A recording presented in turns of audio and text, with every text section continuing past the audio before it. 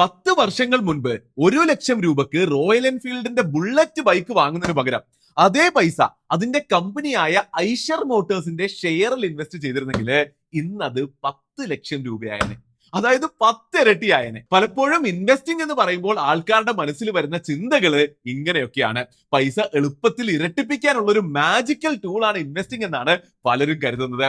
എന്നാൽ ഇങ്ങനെയുള്ള ചിന്തകള് മുഴുവൻ മാറിയേ പറ്റുള്ളൂ. നമ്മുടെ പണം ഗ്രോ ആക്കുമെങ്കിലും ഇൻവെസ്റ്റിംഗ് വിജയമാകുന്നത് നമ്മുടെ ജീവിതത്തിലെ ഗോൾസ് അച്ചീവ് ചെയ്യാൻ ഹെൽപ്പ് ചെയ്യുമ്പോഴാണ്. അതാണ് നമ്മൾ പഠിക്കാൻ പോകുന്നത്. ഹായ്, ഞാൻ നിങ്ങളുടെ ആശാൻ ഷാരിഖ് ഷംസുദ്ദീൻ. പേഴ്സണൽ ഫൈനാൻസിനെ പറ്റി മുഴുവനായി പഠിക്കുന്ന ഈ സീരീസിലേക്ക്, ഇൻവെസ്റ്റിംഗിനെ പറ്റി മുഴുവനായി തന്നെ പഠിക്കുന്ന ഈ സീരീസിലെ 9ാമത്തെ ക്ലാസ്സിലേക്ക് എല്ലാവർക്കും സ്വാഗതം. എപ്പോഴത്തെ പോലെയും ഈ ലേണിംഗ് സീരീസിനെ ഒരു പ്ലേലിസ്റ്റ് ആക്കിയിട്ട് ഐ ബട്ടണിൽ കൊടുത്തിട്ടുണ്ട്. അപ്പോൾ എല്ലാവരും എല്ലാ ക്ലാസ്സുകളും മുഴുവനായും കാണുക. നമുക്ക് പണത്തെ പേടിക്കാതെ ജീവിക്കാം. അപ്പോൾ ഇന്നത്തെ ക്ലാസ്സിൽ പഠിക്കാൻ പോകുന്ന എല്ലാ വിഷയങ്ങളും ഇവിടെ കാണിക്കുന്നുണ്ട്. അപ്പൊ ഒരു കാര്യം എനിക്ക് ഇവിടെ ചോദിക്കാനുള്ളത്, അതിശക്തമായിട്ട് തന്നെ നമ്മുടെ പഠനങ്ങൾ മുന്നിലേക്ക് പോകുന്നില്ലേ? അതായത് നമ്മുടെ ടോപ്പിക്സും വിഷയങ്ങളും കുറച്ചൊന്ന് ഹെവി ആയിട്ട് വരുന്നുണ്ട്. ആർക്കും ബോറടിക്കുന്നില്ല എന്നും ആരും പഠനത്തിൽ നിന്ന് വിട്ടുപോയിട്ടില്ല എന്നും പ്രതീക്ഷിക്കുന്നു. അങ്ങനെയാണെങ്കിൽ അതിശക്തമായിട്ട് തന്നെ നമുക്ക് മുന്നിലേക്ക് പോകാം.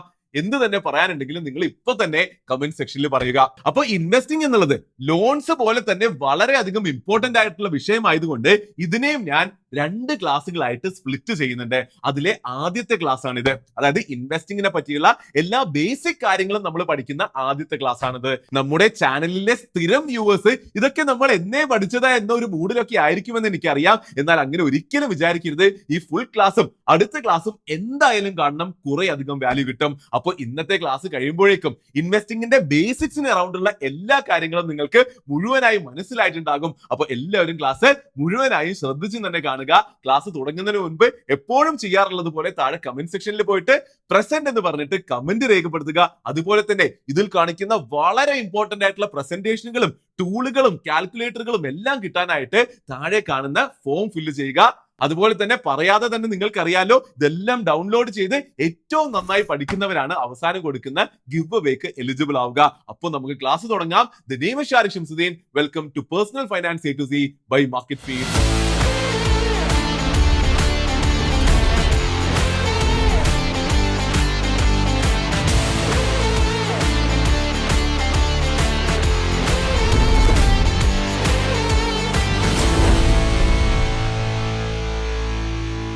എല്ലാവരെയും ഫൈനാൻഷ്യൽ ഫ്രീഡത്തിലേക്ക് എത്തിക്കുക എന്നുള്ളതാണ് എന്റെ ലക്ഷ്യം.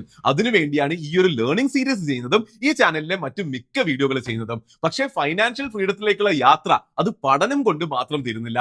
അതിലേക്ക് എത്താനുള്ള യാത്രയിൽ നിങ്ങൾക്ക് പല ഫൈനാൻഷ്യൽ പ്രൊഡക്ട്സും സർവീസസും ആവശ്യമുണ്ടാകും. അപ്പോൾ അതൊക്കെ നിങ്ങൾക്ക് ഏറ്റവും നല്ല രീതിയിൽ ട്രാൻസ്പെറന്റ് ആയിട്ട് എത്തിക്സോട് കൂടി മിസ്സെല്ലിംഗ് ഇല്ലാതെ മലയാളം കസ്റ്റമർ സർവീസോട് കൂടി തരാനായിട്ട് ഞാൻ റൺ ചെയ്യുന്ന കമ്പനിയാണ് market feed. Mutual fund investing, stock investing, algo trading എന്നുള്ള സർവീസുകൾ ഇന്ന് മാർക്കറ്റ് ഫീഡ് തരുന്നുണ്ട്. അപ്പോൾ ഞങ്ങളുടെ ഓഫറിംഗ്സിനെയും ഞങ്ങൾ പാർട്ട്ണർ ചെയ്തിട്ടുള്ള കമ്പനികളുടെ സർവീസസിനെയും പറ്റി കൂടുതൽ മനസ്സിലാക്കാനും ജോയിൻ ചെയ്യാനുമായി താഴെയുള്ള ലിങ്ക് സന്ദർശിക്കുക. അപ്പോൾ നമുക്ക് ക്ലാസ്സിലേക്ക് കടക്കാം. അപ്പോൾ ആദ്യം തന്നെ നമുക്ക് എന്താണ് ഇൻവെസ്റ്റിംഗ് എന്നും എന്താണ് അതിന്റെ ഇമ്പോർട്ടൻസ് എന്നും പഠിക്കാം. What is investing? What is it's importance? ആദ്യം തന്നെ നമുക്ക് ഡെഫിനിഷൻ നോക്കാം. Investing is putting money into something that has the potential to grow so that you can achieve your future financial goals. അതായത് സിമ്പിൾ ആയി പറയാനാണെങ്കിൽ നമ്മുടെ ഫ്യൂച്ചർ ഫൈനാൻഷ്യൽ ഗോൾസ് അച്ചീവ് ചെയ്യാൻ വേണ്ടി നമ്മുടെ പണത്തെ വളർത്തുന്ന, അതായത് അതിനെ ഗ്രോ ചെയ്യിക്കുന്ന സംഭവത്തെയാണ് ഇൻവെസ്റ്റിംഗ് എന്ന് പറയുന്നത്. ഇതിന്റെ ഇമ്പോർട്ടൻസും ഇവിടെ തന്നെ പറയുന്നുണ്ടല്ലോ. അതായത് നമ്മുടെ ജീവിതത്തിലെ ഫ്യൂച്ചറിൽ വരാൻ പോകുന്ന ഫൈനാൻഷ്യൽ ഗോൾസ് അച്ചീവ് ചെയ്യാൻ ഇൻവെസ്റ്റിംഗ് സഹായിക്കും. പേഴ്സണൽ ഫൈനാൻസ് മാനേജ്മെന്റിന്റെ ബേസിക്സിൽ നമ്മൾ പഠിച്ചു നമ്മുടെ ജീവിതം ഇന്നും നാളെയും എന്നും നല്ലതായിരിക്കണമെന്ന്.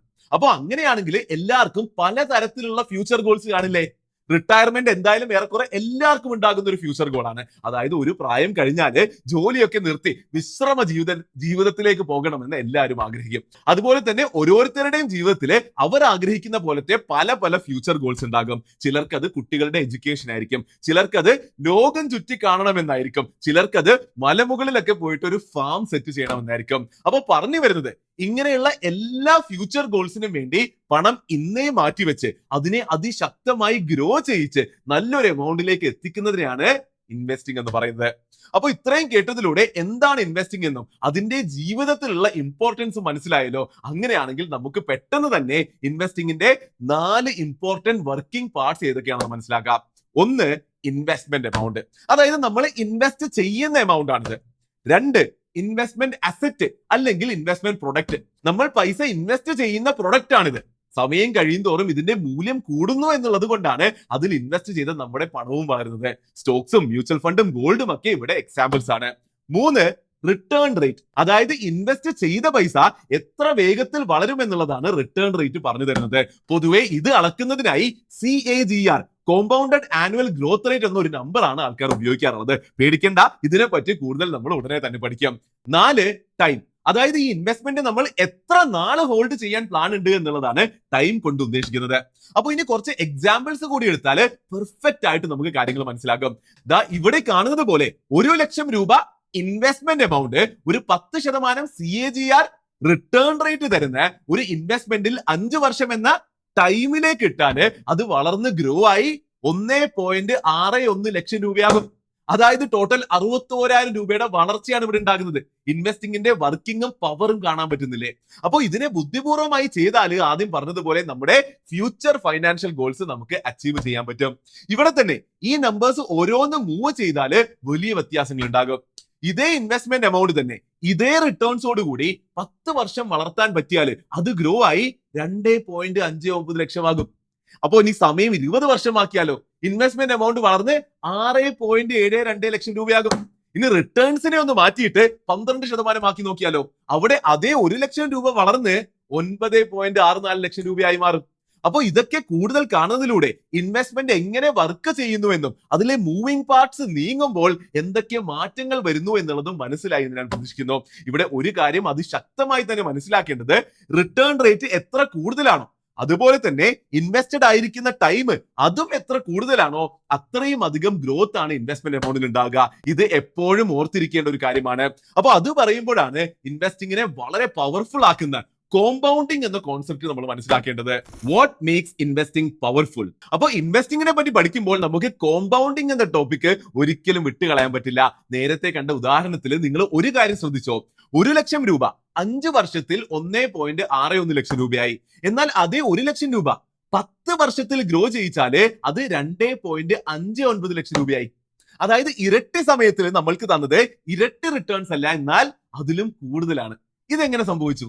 ഇവിടെയാണ് Albert Einstein 8th wonder of the world എന്ന് വിശേഷിപ്പിച്ച കോമ്പൗണ്ടിങ് എന്ന അത്ഭുതം വരുന്നത്.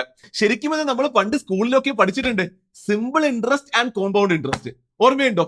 ദാ ഒരു 10 ലക്ഷം രൂപ 10% സിമ്പിൾ ഇൻട്രസ്റ്റോട് കൂടി നിങ്ങൾ നിക്ഷേപിച്ചാല് 10 വർഷം കഴിയുമ്പോൾ അതിന്റെ മൂല്യം 20 ലക്ഷം രൂപയാകും. അതേസമയം ഇതേ 10 ലക്ഷം രൂപ 10% കോമ്പൗണ്ടഡ് ഗ്രോത്ത് കിട്ടുന്ന ഒരു സ്ഥലത്ത് ഇൻവെസ്റ്റ് ചെയ്തെങ്കിലോ അത് നിയർലി 26 ലക്ഷം രൂപയായി വളർന്നേനെ. എത്ര അധികം വ്യത്യാസമുണ്ടെന്ന് നോക്കിയേ. അപ്പൊ ഇങ്ങനെ ഒരു വ്യത്യാസം ഉണ്ടാകുന്നത് കോമ്പൗണ്ടിങ്ങിന്റെ കേസിൽ നമ്മുടെ ഇൻവെസ്റ്റ്മെന്റ് എമൗണ്ട് ഉണ്ടാക്കുന്ന റിട്ടേൺസ് അതിൽ തന്നെ കിടക്കുകയും പിന്നീട് ഉണ്ടാകുന്ന ഗ്രോത്ത് ആ ഓൾറെഡി ഉണ്ടായ റിട്ടേൺസിന്റെ പുറത്ത് കൂടി സംഭവിക്കുന്നത് കൊണ്ടുമാണ്. അതായത് ഓൾറെഡി വന്ന റിട്ടേണിന്റെ പുറത്ത് വീണ്ടും റിട്ടേൺ വരുന്നതിനെയാണ് ഇൻവെസ്റ്റിംഗിലെ കോമ്പൗണ്ടിങ് എന്ന് വിളിക്കുന്നത്. അതെ, ലാഭം നമ്മൾക്ക് വീണ്ടും ലാഭം ഉണ്ടാക്കി തരും. ശരിക്കും ഇതുകൊണ്ടാണ് ഇൻവെസ്റ്റിംഗ് പവർഫുൾ ആകുന്നത്.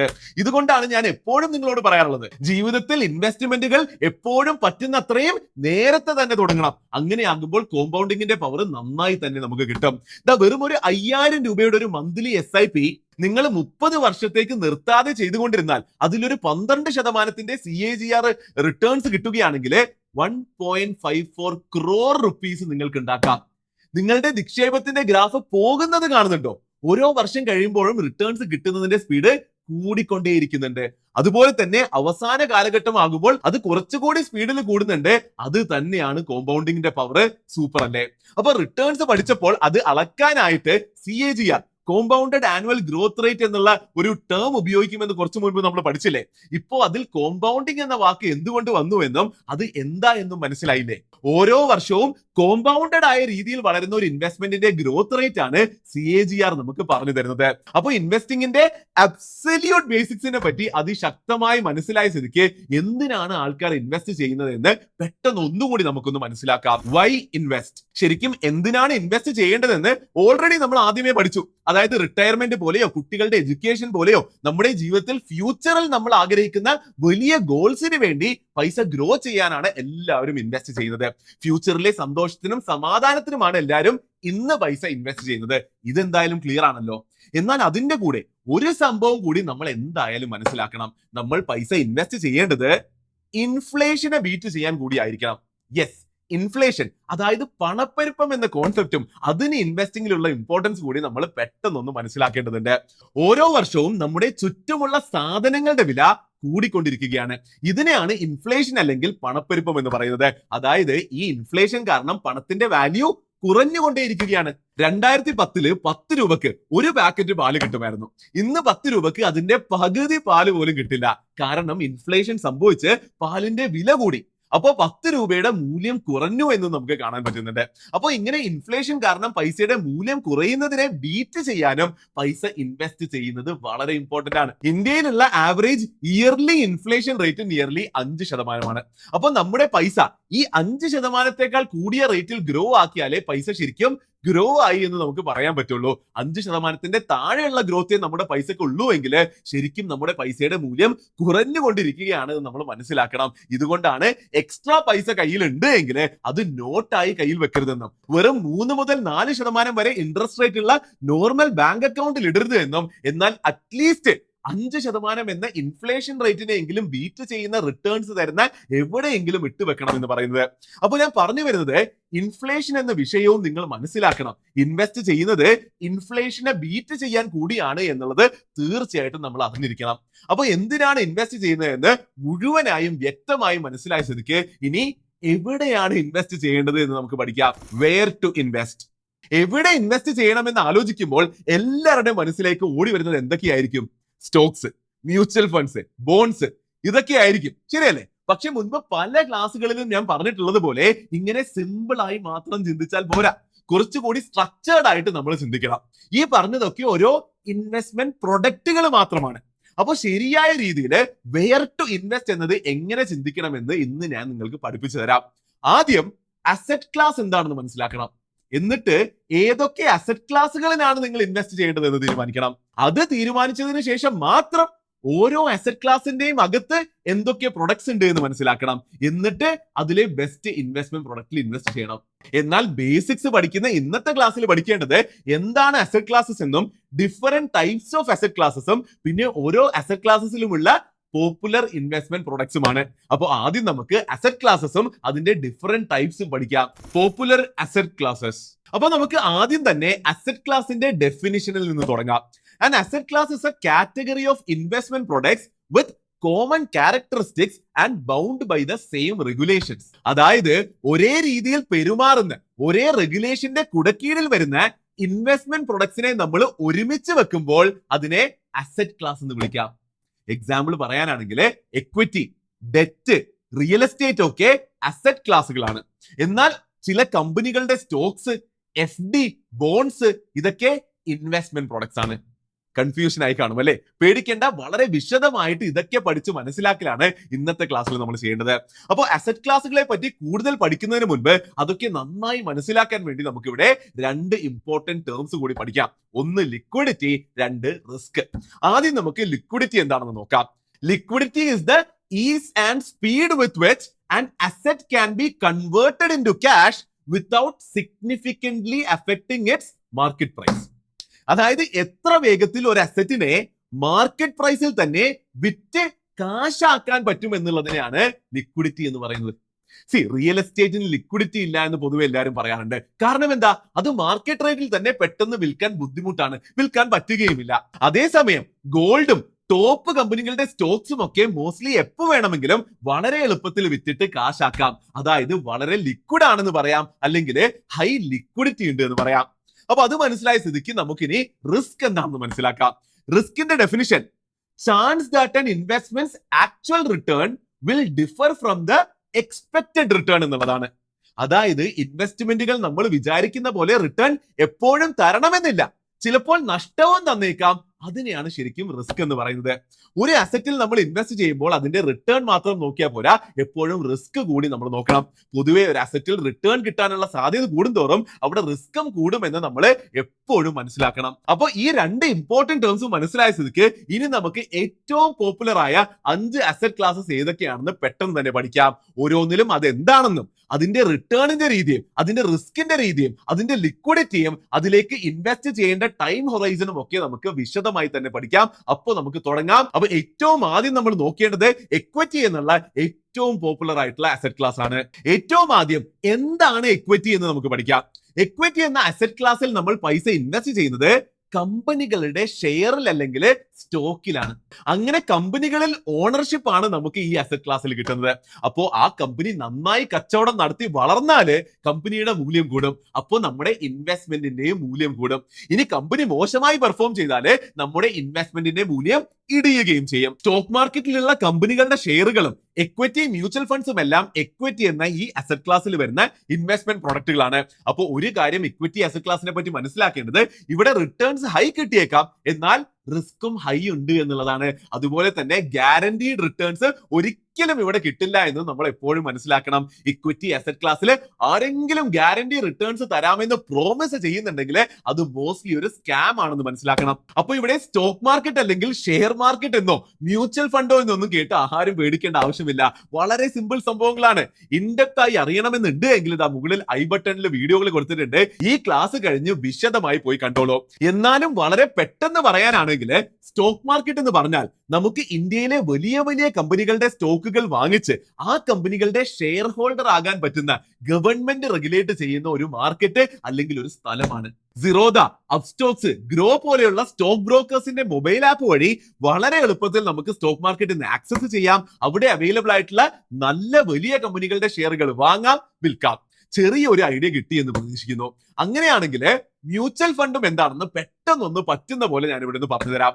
അതായത് കമ്പനികളുടെ സ്റ്റോക്കുകൾ നമ്മൾ നേരിട്ട് വാങ്ങുന്നതിന് പകരം നമ്മൾ പൈസ നേരെ മ്യൂച്വൽ ഫണ്ട് കമ്പനി കൊടുക്കുന്നു.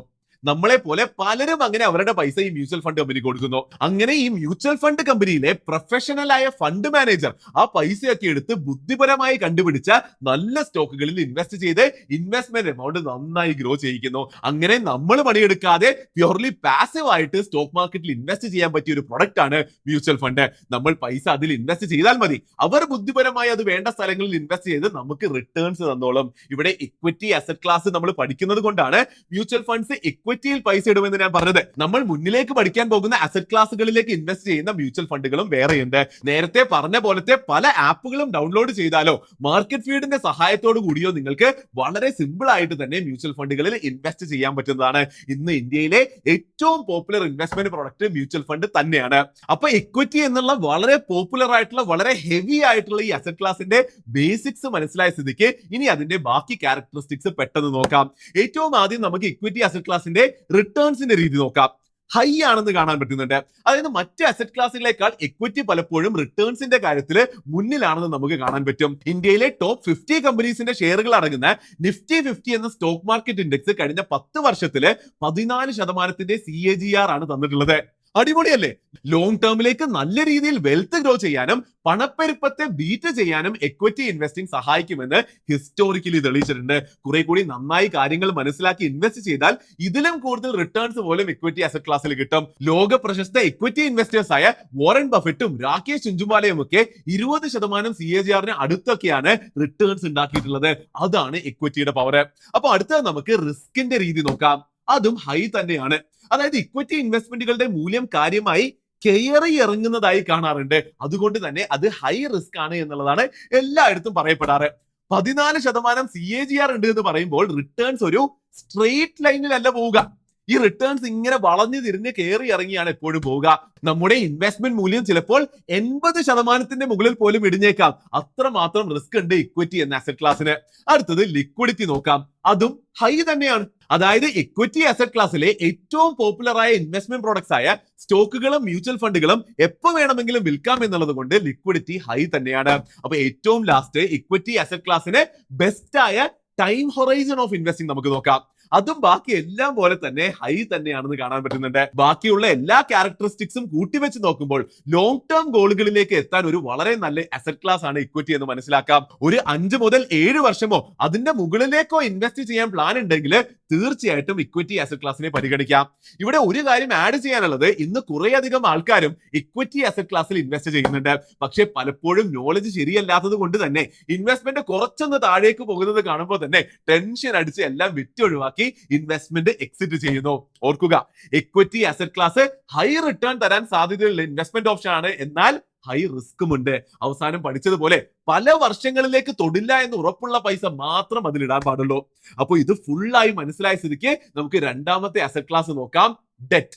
ആദ്യം തന്നെ എന്താണ് ഡെറ്റ് എന്ന് പഠിക്കാം. ഒരു ബാങ്കിനോ അല്ലെങ്കിൽ ഒരു കമ്പനിക്കോ അല്ലെങ്കിൽ ഗവൺമെന്റിനോ നിങ്ങൾ പണം കടം കൊടുക്കുകയും അവരത് പലിശയോടൊപ്പം തിരിച്ചു തരാമെന്ന് ഉറപ്പ് തരികയും ചെയ്യുമ്പോൾ അത് ഡെറ്റ് എന്ന അസറ്റ് ക്ലാസ്സിൽ വരുന്നു. FD, bonds, debt mutual funds ഒക്കെ ഈ അസറ്റ് ക്ലാസ്സിൽ പെടുന്ന പോപ്പുലർ ഇൻവെസ്റ്റ്മെന്റ് പ്രോഡക്റ്റുകളാണ്. ഇവിടുത്തെ റിട്ടേൺസിന്റെ രീതി നോക്കാം, മോഡറേറ്റ് ആണ്. അതായത് റിട്ടേൺസ് എക്വിറ്റി എന്ന അസറ്റ് ക്ലാസിനേക്കാളും തീർച്ചയായിട്ടും കുറവായിരിക്കും. പ്രൊഡക്റ്റ് അനുസരിച്ച് 7 മുതൽ 12% ഒക്കെയാണ് ആനുവൽ റിട്ടേൺസ് ഉണ്ടാവുക. ഇനി റിസ്കിന്റെ രീതി കൂടി നോക്കാം, ലോ ടു മീഡിയം ആണ്. ഡെറ്റ് എന്ന അസറ്റ് ക്ലാസ് തിളങ്ങി നിൽക്കുന്നത് റിട്ടേണിലല്ല, പക്ഷേ റിസ്ക് കുറവാണ് എന്നുള്ളതിലാണ്. വളരെ സ്ഥിരതയോടെ പ്രഡിക്റ്റബിൾ ആയിട്ടാണ് ഡെറ്റ് പെരുമാറുക. റിസ്ക് ഒന്നും തന്നെ ഇല്ല എന്നല്ല, നല്ല കുറവാണ് എന്നുള്ളതാണ് പോയിന്റ്. നമ്മുടെ ഇൻവെസ്റ്റ്മെന്റ് എമൗണ്ട് അങ്ങനെ ഇടയ്ക്കിടയ്ക്കൊന്നും കാര്യമായി താഴേക്ക് പോകുന്നത് നമ്മൾ കാണേണ്ടി വരില്ല. ഏറെക്കുറെ ഒരു സ്ട്രെയിറ്റ് ലൈനില് നേരെ മുകളിലേക്ക് തന്നെ ആയിരിക്കും മോസ്റ്റ്ലി നമ്മുടെ ഇൻവെസ്റ്റ്മെന്റ് ഡെറ്റിൽ നീങ്ങുക. അടുത്തത് ലിക്വിഡിറ്റി നോക്കാം. ഡിപ്പെൻഡ്സ് എന്നാണ് ഇവിടെ കാണുന്നത്. അതായത് ഈ അസറ്റ് ക്ലാസ്സിലെ ഓരോ പ്രൊഡക്റ്റ് അനുസരിച്ച് ലിക്വിഡിറ്റി വ്യത്യസ്തമായിരിക്കും. ഡെറ്റ് മ്യൂച്വൽ ഫണ്ടുകൾക്കൊക്കെ ഹൈ ലിക്വിഡിറ്റി ആണ്. എന്നാൽ ഡയറക്റ്റ് ബോണ്ട് പർച്ചേസുകൾ വിൽക്കാൻ കുറച്ചൊന്ന് ബുദ്ധിമുട്ടായേക്കാം. അവസാനമായി ഡെറ്റ് എന്ന അസറ്റ് ക്ലാസിന്റെ suggested time horizon of investing നമുക്ക് നോക്കാം. അത് ലോ ആണ്. അതായത് റിസ്ക് കുറഞ്ഞ് ഹൈ പ്രൊഡിക്റ്റബിലിറ്റി ഉള്ളത് കൊണ്ട് ഷോർട്ട് ആൻഡ് മീഡിയം ടേം ഗോളുകൾക്ക് തീർച്ചയായിട്ടും ഡെറ്റ് ഉപയോഗിക്കാൻ പറ്റും. 1 മുതൽ 5 വർഷം വരെയുള്ള ഇൻവെസ്റ്റ്മെന്റുകൾക്ക് ഡെറ്റ് തീർച്ചയായിട്ടും പരിഗണിക്കാം. അപ്പോൾ ഡെറ്റ് എന്ന അസറ്റ് ക്ലാസ് ഫുൾ മനസ്സിലായ സ്ഥിതിക്ക് ഇനി നമുക്ക് മൂന്നാമത്തെ അസറ്റ് ക്ലാസ് നോക്കാം, കമ്മോഡിറ്റീസ്. അപ്പൊ എന്താണ് കമ്മോഡിറ്റീസ്? അതായത് ഗോൾഡും സിൽവറും പോലുള്ള പരമ്പരാഗതമായി നല്ല മൂല്യമുള്ള കുറേയധികം ആൾക്കാർ ഇൻവെസ്റ്റ്മെന്റിനായി ഉപയോഗിക്കുന്ന കമ്മോഡിറ്റീസിലുള്ള നിക്ഷേപങ്ങളാണ് ഈ അസറ്റ് ക്ലാസ്സിൽ വരുന്നത്. ഇവിടെ ഗോൾഡ് ആണ് വളരെ അധികം പോപ്പുലർ. ഇപ്പൊ സിൽവറും കുറച്ചുകൂടി പോപ്പുലർ ആയി വരുന്നുണ്ട്. അപ്പൊ ആദ്യം തന്നെ റിട്ടേൺസിന്റെ രീതി നോക്കാം. മീഡിയം ടു ഹൈ ആണ്. അതായത് മോശമില്ലാത്ത ലോങ് ടേം റിട്ടേൺസ് ഗോൾഡും സിൽവറും തന്നിട്ടുണ്ട്. കഴിഞ്ഞ 30 വർഷത്തെ റിട്ടേൺസ് നോക്കുകയാണെങ്കിൽ ഗോൾഡും സിൽവറും നിയർലി 11 മുതൽ 12% CAGR തന്നിട്ടുണ്ട്. അപ്പൊ അങ്ങനെയാണെങ്കിൽ നമുക്ക് റിസ്കിന്റെ രീതി നോക്കാം. അത് പക്ഷേ ഹൈ ആണ്.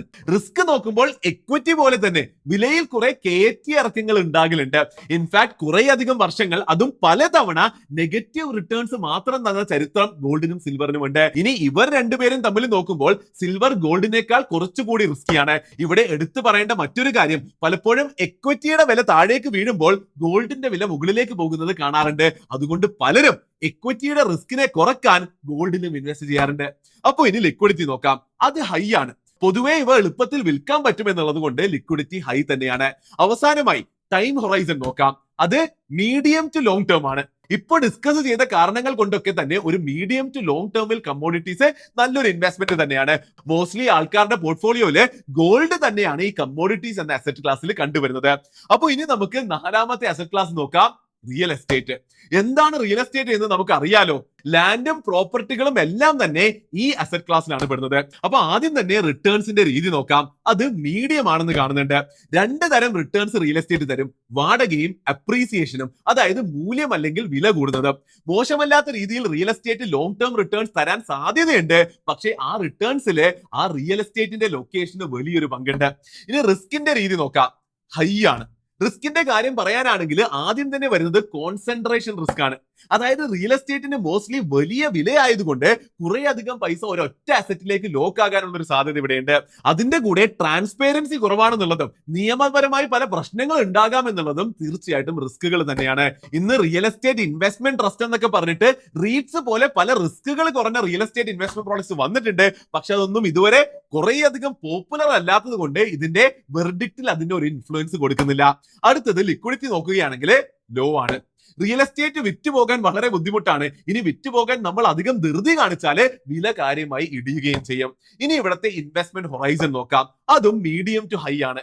പൊതുവെ വില കൂടുന്നത് സ്ലോ ആയതുകൊണ്ടും ലിക്വിഡിറ്റി കുറവായതുകൊണ്ടും റിയൽ എസ്റ്റേറ്റ് കുറെ വർഷങ്ങൾക്കാണ് പൊതുവെ എല്ലാവരും വാങ്ങുന്നതും ഇൻവെസ്റ്റ് ചെയ്യുന്നതും. അപ്പോൾ നമുക്കിനി അവസാനത്തെയും അഞ്ചാമത്തെയും അസറ്റ് ക്ലാസ് നോക്കാം, ഓൾട്ടർനേറ്റീവ് അസറ്റ്സ്. ഇപ്പൊ നമ്മൾ പഠിച്ച 4 കാറ്റഗറികളിലും പെടാത്ത പൊതുവെ പുതിയ ന്യൂജൻ അസറ്റുകളെ ഒക്കെയാണ് ഓൾട്ടർനേറ്റീവ് അസറ്റ് ക്ലാസ് എന്ന് വിളിക്കുന്നത്. ഇതിൽ ശരിക്കും എല്ലാവരും ഇൻവെസ്റ്റ് ചെയ്യണമെന്നില്ല. ഇതിനെപ്പറ്റി അറിവുള്ളവർ മാത്രം ബാക്കി എല്ലാത്തിലും പൈസ ഇൻവെസ്റ്റ് ചെയ്തിട്ട് ബാക്കി ഉണ്ടെങ്കിൽ മാത്രം ഇതൊക്കെ കൺസിഡർ ചെയ്താൽ മതി. Bitcoin, asset leasing, invoice discounting പോലെയുള്ള സംഭവങ്ങളെ നമുക്ക് ഈ അസറ്റ് ക്ലാസ്സിൽ പെടുത്താം.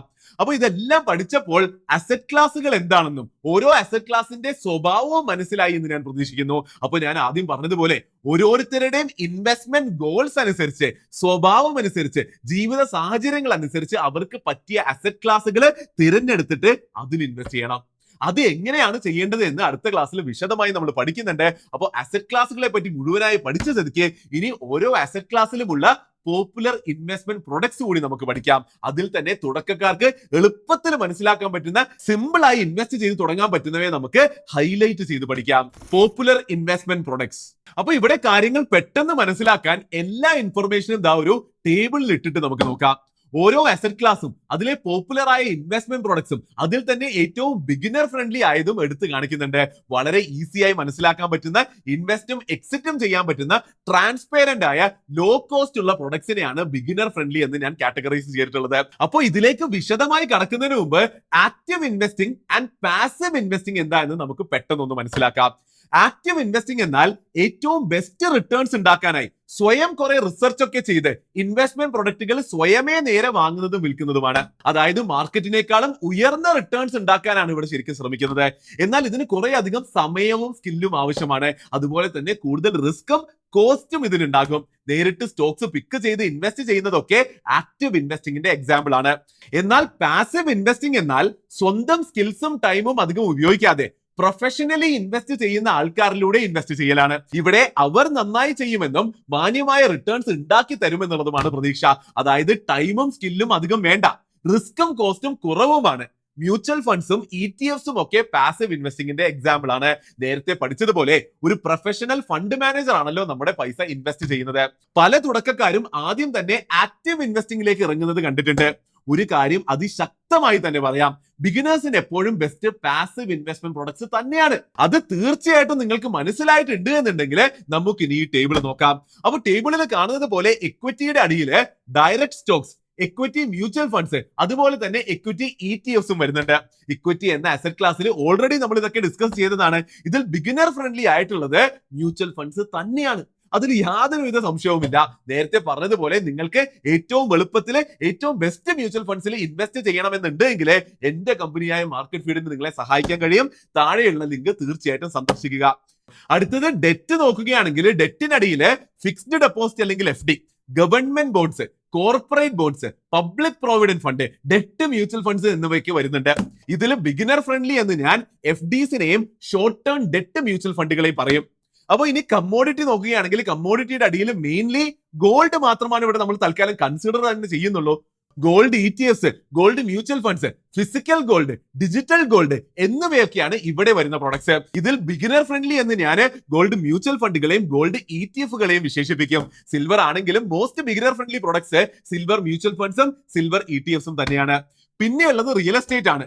Residential property, commercial property, plots അല്ലെങ്കിൽ ലാൻഡ്, റീറ്റ്സ് എന്നിവയാണ് ഇവിടെ വരുന്ന കോമൺ ഇൻവെസ്റ്റ്മെന്റ് പ്രൊഡക്റ്റുകൾ. തുടക്കക്കാർക്ക് ഞാൻ തീർച്ചയായിട്ടും റീറ്റ്സ് പോലെയുള്ള സ്റ്റോക്ക് മാർക്കറ്റിൽ ട്രേഡ് ആവുന്ന റിയൽ എസ്റ്റേറ്റ് ഇൻവെസ്റ്റ്മെന്റ് ട്രസ്റ്റുകൾ സജസ്റ്റ് ചെയ്യും.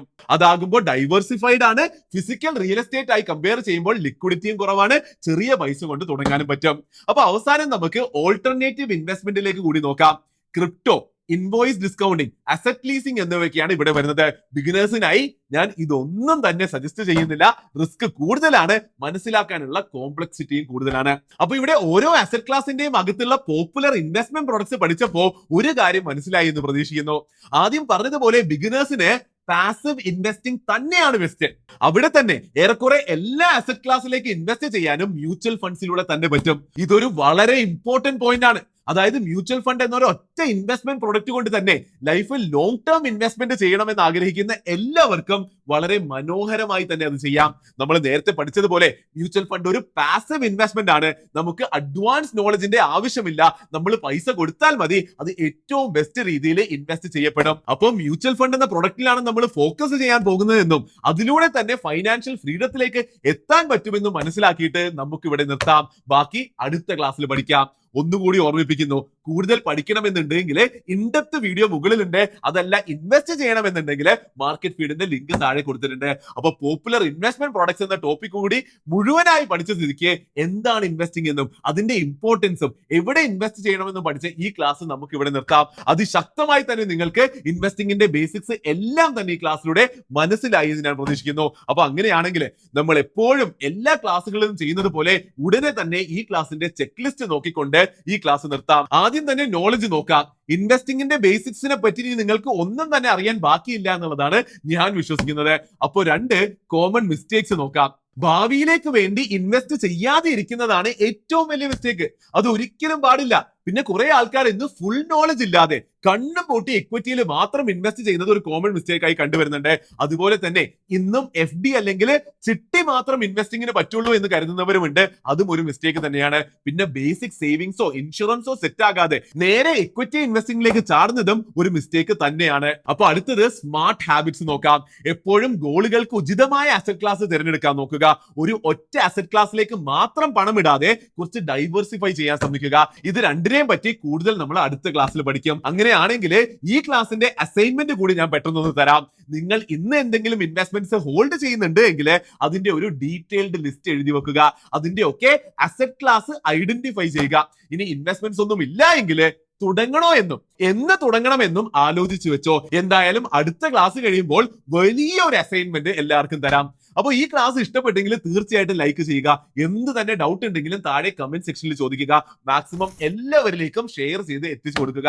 അപ്പൊ ഈ ക്ലാസ് അറ്റൻഡ് ചെയ്തതിന് വളരെയധികം നന്ദിയുണ്ട്. അടുത്ത ക്ലാസ് വരുന്ന ശനിയാഴ്ച ഇറങ്ങും. അപ്പോഴേക്കും എല്ലാവരും ഈ വിഷയം ഫുള്ള് പഠിച്ച്, ഹെവി ആണെന്ന് എനിക്കറിയാം, അപ്പൊ ഫുള്ള് പഠിച്ചിട്ട് നോട്ട്സ് എഴുതി അസൈൻമെന്റ് ഒക്കെ ചെയ്ത് റെഡി ആയിരിക്കുമെന്ന് പ്രതീക്ഷിക്കുന്നു. അതിശക്തം.